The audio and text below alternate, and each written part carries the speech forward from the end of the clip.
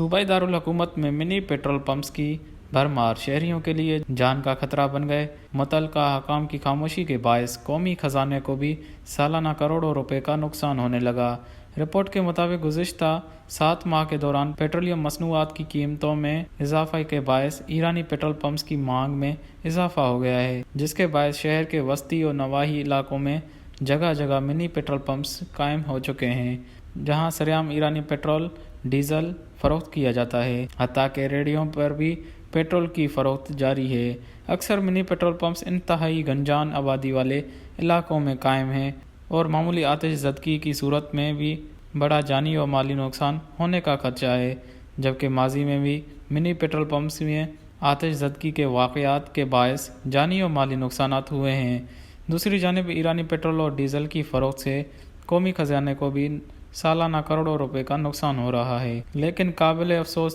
امر یہ ہے کہ انسداد اسمگلنگ کے دوران کی جانب سے سرحدوں پر پیٹرولیم مصنوعات کی روک تھام کے لیے کوئی ٹھوس اقدامات نہیں کیے جا رہے ہیں۔